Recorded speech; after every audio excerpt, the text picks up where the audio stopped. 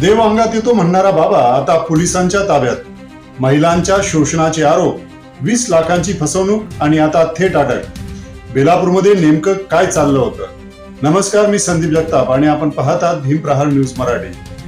श्रीरामपूर तालुक्यातील बेलापूर परिसरात गेल्या काही दिवसांपासून चर्चेत असलेल्या भोंदू बाबाच्या प्रकरणात मोठी घडामोड समोर आली आहे.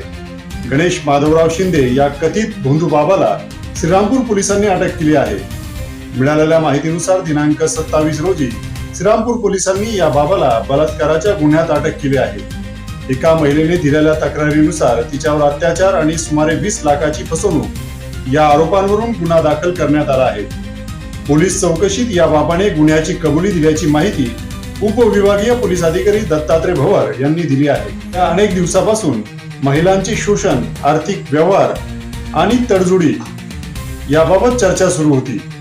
अंधश्रद्धा निर्मूलन समितीनेही पीडित महिलांनी पुढे येण्याचे आवाहन केले होते आणि त्यानंतरच हे प्रकरण अधिक गतीने पुढे आले. नाशिकमध्ये अशोक खरात प्रकरण, संगमनेरमध्ये भोंदू बाबांवर कारवाई आणि आता बेलापूर या सलग कारवाईमुळे राज्यात भोंदूगिरी विरोधात मोठी मोहीम सुरू असल्याचे चित्र दिसत आहे. सर्वात मोठे प्रश्न असे आहेत की किती महिला पीडित आहेत?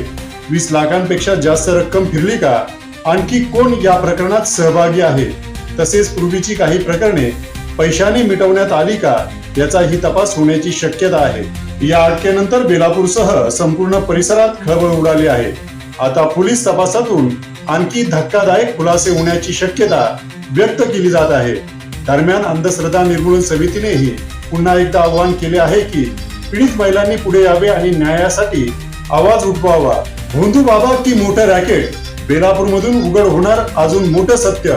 पाहत राहा भीम प्रहार न्यूज मराठी.